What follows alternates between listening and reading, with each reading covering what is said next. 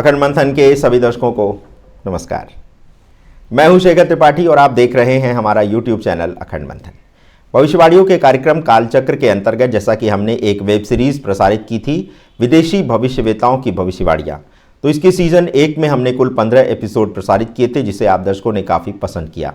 अब इसी विदेशी भविष्यवक्ताओं की भविष्यवाणियों पर आधारित वेब सीरीज के दूसरे सीजन के तीसरे एपिसोड का आज हम शुभारंभ करने जा रहे हैं। तो आज की भविष्यवाणी का आरंभ उस हैरतअंगेज घटना से जिसके बारे में अभी किसी को कोई जानकारी नहीं है। ये वो खतरा है जिसे लेकर कोई चिंतित नहीं है और जागरूक भी नहीं है। तो 2024 में जो सबसे बड़ा संकट आने वाला है वह है एक बड़ा क्षुद्र ग्रह पृथ्वी से टकरा सकता है। ये बात कोई ज्योतिषी नहीं बल्कि स्पेस एजेंसी नासा के द्वारा कही गई है और इस टक्कर को लेकर वैज्ञानिक अभी से अंतरिक्ष में होने वाली घटनाओं की निगरानी कर रहे हैं। ऐसी जानकारी है कि सौरमंडल में 10 लाख से अधिक पिंड हैं जो ज्ञात हैं, बाकी कितने हैं ये बात अज्ञात है। इन पिंडों को लेकर ग्रह वैज्ञानिक प्रायः चिंतित रहते हैं क्योंकि ये तथाकथित क्षुद्र ग्रह पृथ्वी के निकट की वस्तुएं हैं जिनकी कक्षाएं उन्हें मंगल की कक्षा के अंदर ले जाती है। इस श्रेणी में 32,000 से अधिक क्षुद्र ग्रह और लगभग 120 धूमकेतु ज्ञात हैं। लेकिन अभी राहत की बात यह है कि इन ज्ञात क्षुद्र ग्रहों में से कोई इतना बड़ा नहीं जो कि केपीजी इम्पैक्ट की मारक क्षमता की बराबरी कर सके। जी हाँ, केपीजी इम्पैक्ट की टक्कर के कारण ही 66 मिलियन वर्ष पूर्व धरती से डायनासोर नामक विशालकाय प्राणियों का सफाया कर दिया गया था। वैज्ञानिकों का मानना है कि 10 किलोमीटर या फिर उससे अधिक व्यास वाली किसी भी वस्तु का पृथ्वी से टकराना यहाँ के निवासियों के लिए घातक सिद्ध हो सकता है। ऐसा भी कहा जा रहा है कि ये क्षुद्र ग्रह धरती के पास किसी दूर सौर मंडल से भी आ सकते हैं या फिर किसी अज्ञात स्थान से भी आकर धरती से टकरा सकते हैं। दोनों ही स्थितियों में अगर ऐसी कोई भी घटना होती है तो ये पृथ्वी को किसी बड़े बम के धमाके से उड़ाने जैसी घटना हो सकती है।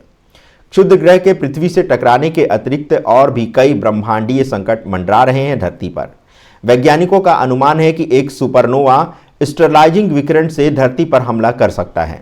इसी प्रकार से धरती के निकट विद्यमान गामा किरण विस्फोट भी हमारे ग्रह जीवन का अंत कर सकता है।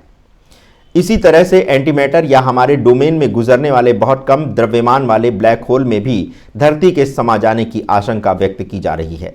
इतना ही नहीं, एक शक्तिशाली भू चुंबकीय तूफान या फिर सूर्य से एक विशाल कोरोनल द्रव्यमान से धरती पर एक बड़ा संकट खड़ा हो सकता है। सूरज से उठने वाले इस तूफान की आशंका 2024 के अंत या फिर 2025 के आरंभ तक व्यक्त की जा रही है। यदि इन प्रलयंकारी घटनाओं को छोड़ भी दें तो पृथ्वी पर जीवित प्राणियों के अंत की घंटी बजने वाली है। जैसा कि आप जानते होंगे कि सूर्य न केवल पृथ्वी पर हमारी ऊर्जा का स्रोत है बल्कि ये एक विशाल परिवर्तनशील तारा भी है। इसका बायोमेट्रिक परिमाण एवं इसके द्वारा उत्सर्जित ऊर्जा की कुल मात्रा बढ़ रही है। सूर्य की परिवर्तनशीलता को देखते हुए पृथ्वी पर जीवन कितने समय तक रहेगा इसका अध्ययन बहुत प्राचीन काल से किया जा रहा है। 1994 में अमेरिका के न्यूयॉर्क विश्वविद्यालय द्वारा एक अध्ययन प्रकाशित हुआ था जिसमें पृथ्वी के धरातल की तुलना शुक्र एवं मंगल से की गई थी और ये जानने का प्रयास किया गया था कि क्या दोनों ग्रहों पर जीवन हो सकता है या नहीं।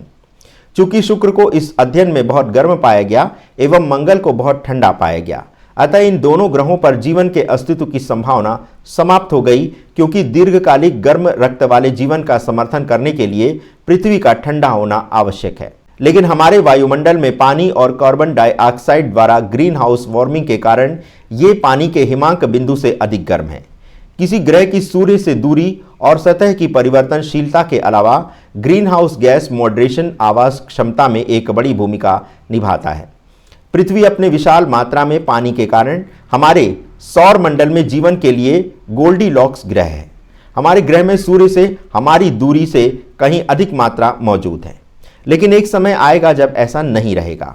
ऐसी आशंका व्यक्त की जा रही है कि सूर्य के बढ़ते तापमान के कारण एक समय ऐसा भी आएगा जब हमारे सागर उबलने लगेंगे। सूर्य से निकलता विकिरण आने वाले कुछ 100 मिलियन वर्षों में हमारे ग्रह को मौलिक रूप से बदल देगा।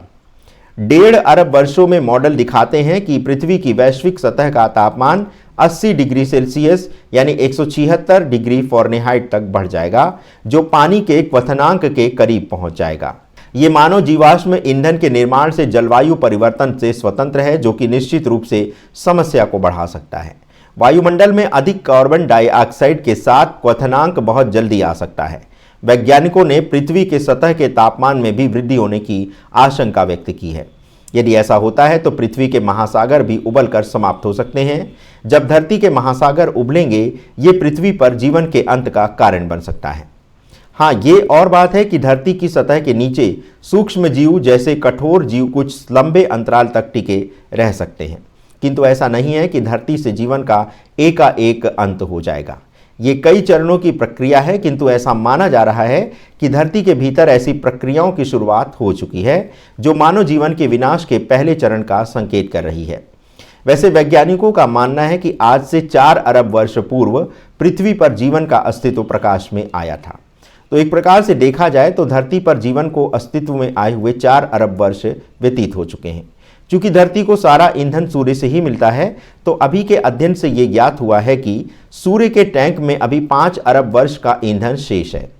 लेकिन इस 1 अरब वर्षों में पृथ्वी सतही जल को बरकरार रखने में सक्षम नहीं होगी। जब सूर्य का ईंधन समाप्त होगा तब ये धरती को निगल जाएगा। वैज्ञानिकों के एक अध्ययन के अनुसार भी सूर्य समय के साथ साथ और भी चमकीला और गर्म होता जाएगा। एक अनुमान के अनुसार 1 अरब वर्ष में सूर्य 10% गर्म होगा और अगले कई अरब वर्षों में सूर्य की ऊर्जा में वृद्धि के कारण धरती के महासागर उबलने लगेंगे। चूंकि धरती के 3 भाग पर जल एवं 1 भाग पर थल है, अतः सूर्य के तापमान के कारण उबलते हुए महासागरों में जब वाष्पीकरण बढ़ेगा तो यही धरती के गायब होने का कारण बनेगा। अभी जैसा कि आप देख रहे हैं कि सर्दी गर्मी के मौसम में एक बड़ा असंतुलन पैदा हो चुका है। अब गर्मी में अधिक गर्मी पड़ रही है और 2024 में कहा जा रहा है कि गर्मी अपने अब तक के सारे पुराने रिकॉर्ड को तोड़ देगी। तो कुल मिलाकर ये कहा जा सकता है कि पृथ्वी पर जीवन के अस्तित्व को बचाए रखने की 80% कहानी समाप्त हो चुकी है और ये धीरे धीरे अपने अंतिम 20% की ओर आगे बढ़ रही है। तो यदि इस दृष्टिकोण से देखा जाए तो धरती पर 2024 में जलवायु को लेकर एक बड़ा परिवर्तन देखने को मिल सकता है। तो दर्शकों, कालचक्र के आज के एपिसोड में बस इतना ही। मिलते हैं इसी सीरीज के नए एपिसोड में कुछ भविष्यवाणियों की नई गणना के साथ। तब तक के लिए हमें अनुमति दें। धन्यवाद। नमस्कार।